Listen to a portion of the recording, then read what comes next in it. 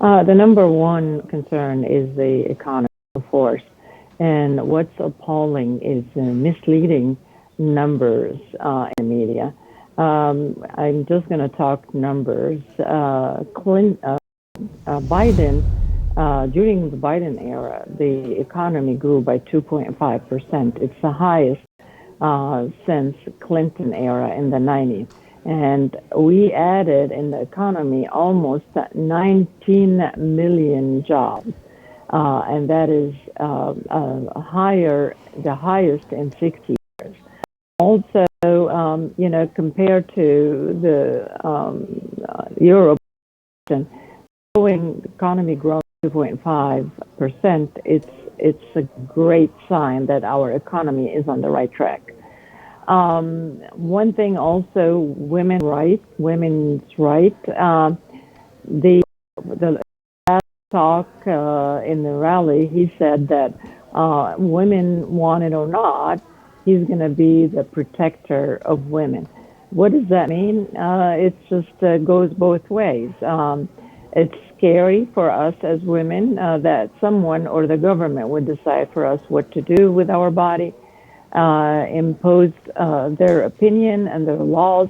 And it happened before when they imposed the politicians imposed their ideas Yes. on education. Well, what about the idea of also, how does the outcome of recent elections impact the domestic policy and overall political landscape in the U.S.? You spoke about the idea that the economy is the top thing that concerns the Americans, but how could these elections sort of impact domestic issues? One thing that we have not seen here in the United States before during the election, especially in the after November 5th, is the deployment of National Guard. You can see the National Guard, local law enforcement is everywhere in the Capitol trying to protect the house of the Vice President and also the officials and the election workers. We have not seen this before, and we're worried about the impact of the elections results tomorrow. Everybody says if Trump won, things will be okay, but if Harris wins, it will be, as he said, a sea of blood. This here is impacting us.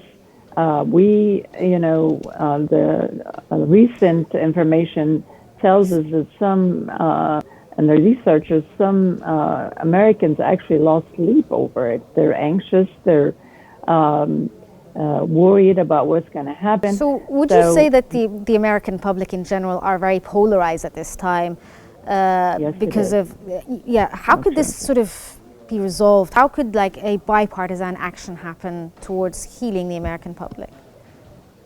Well, we were hoping that Harris will pull through and will unite all the Americans under one wise president, not a divider like Trump says. Like always, he tried to say the other side, the enemy within. And this is very decisive, very dangerous quotation, and has a big impact on the American lives, especially for his supporters. I mean, he's trying to mobilize them to go against the law, against the order that we always were proud of here in the United States. Can we talk a bit about foreign policy? Foreign policy is also one of those contentious topics that has affected the American voter, specifically, the Arab American community. How have both tackled, the Arab American community? How can they sort of attract them? Because I know a lot of Arab Americans are thinking of, voting either third party or not voting at all. How has Harris sort of tried to, bring them back into the fold? Harris promised within 14 days she's going to try very hard to end the conflicts in the Middle East. We can see that Netanyahu is dragging his feet, hoping that Trump would win. We know the relationship between Trump and Netanyahu very well, and we know that Trump always says, do whatever necessary to control or to have to, guarantee security Israel. And also, on the other hand, I'm talking security and economy. If Trump will go through with the tariffs that he's going to impose, it will cost the whole world, not only the United States, $7 trillion, and that will impact the international economy as well.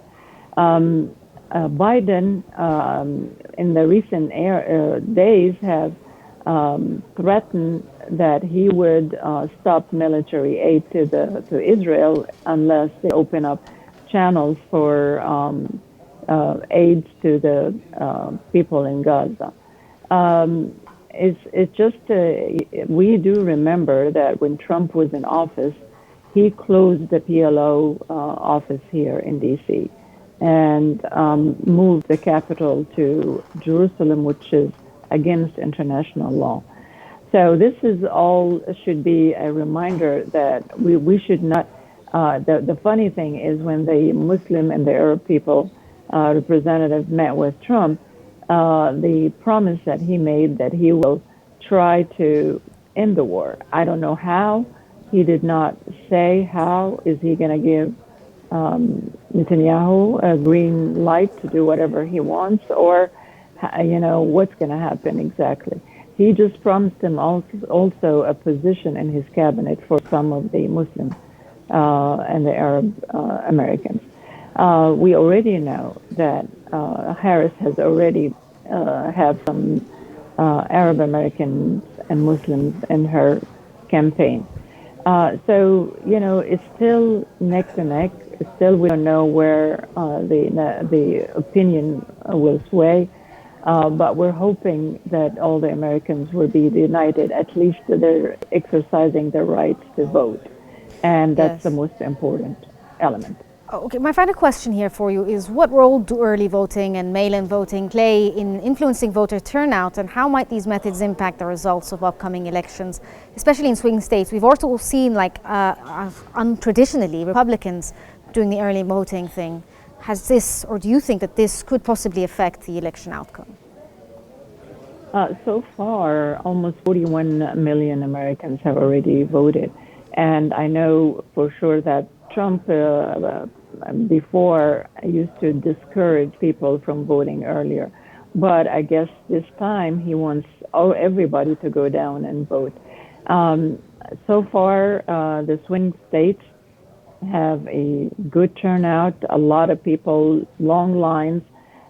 They're all eager and willing to express their opinion, and that's really gonna impact the results. We have not seen that big turnout when it comes to the early voting, which that's the implication that it will be very busy the days ahead, today and tomorrow. And how would that impact the results? We're hoping it's going to be the biggest turnout in the history of the United States.